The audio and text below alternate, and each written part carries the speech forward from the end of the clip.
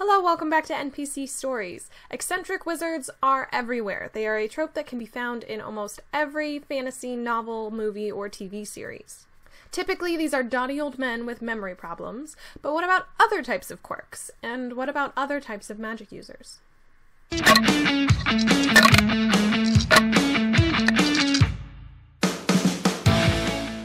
Wizards and sorcerers are the typical magic-using classes, so today we are going to talk about the atypical, a cleric, a bard, and a druid. And lastly, just one wizard, who has taken an unusual form.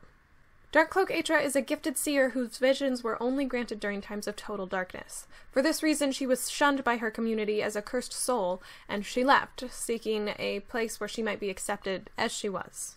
Her visions guided her to the Darkcloaks, a compassionate group of oracles and caregivers who tend to the emotionally damaged and troubled souls by giving them the bliss of forgetfulness to help soothe their pain.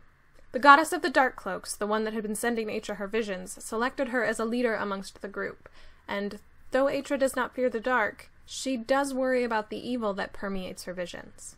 Atra is average height with dark hair and darker eyes. Her skin is pale, a sharp contrast to her purple-bordered black robes that she wears. Her holy symbol is a circlet with a black pearl that hangs in the center of her forehead like a third eye. Atra is reclusive. She knows that most people fear her and prefers not to offend them with her presence.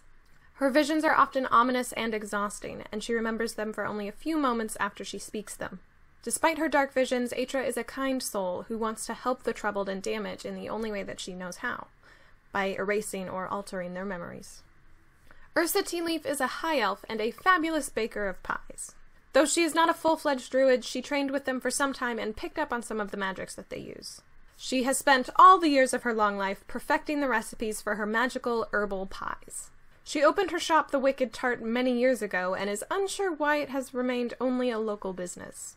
She suspects it is because of the locals' hatred for wood elves, which she constantly reminds them she is not, despite her druidic training. Ursa is short and very thin, a figure she claims to maintain by eating only her good berry pie. She is an older elf with gray hair and purple eyes, and she wears a common dress with an apron that is constantly sticky with some sort of pie filling. Ursa is kind and welcoming to everybody who enters her shop, but also believes that everybody is out to steal her secret pie recipes. For this reason, she always lies about what ingredients she uses in her pies, usually naming the first thing that comes to mind, whether or not it makes sense. Parma quickly becomes a town crazy in whatever town she decides to reside in. She has an obsession with collecting books and stories, and so carries a multitude of journals in which she is constantly writing every detail of the lives and thoughts of the people around her. She lives in a mobile, extra-dimensional pocket crafted to resemble a library where she can keep all of her journals and books safely. She happens to own the largest collection of the most powerful and most dangerous books in existence. Most of the time, Parma resembles a tall, lithe high elf, with white blonde hair, silver eyes, and a silky sapphire blue dress. A palm-sized blue-white diamond amulet serves as her arcane focus, amplifying her bardic powers through her voice. She appears to be somewhere in her early 30s, however she is actually much, much older. At 1,325, Parma is an ancient silver dragon. Parma will happily share the safe books in her collection with visitors, but is also fiercely protective of her books. She has taken a vow of non-violence, but that does not prevent her from punishing those who would dare to try and steal from her. She tolerates visitors to her library for only a short time, as she does relish every opportunity she gets to stretch her wings. Parma has one best lifelong friend, a wizard named Franz. That's right, Franz, as in royal family, but we're getting to that. Franz was born human, the youngest of 6 siblings to a noble family. Not royal, noble. The royal family at the time stole the lands that they ruled from a kingdom of dragons, who, once they had finished the war they were fighting, sought their revenge by coming down and slaughtering the entire royal family.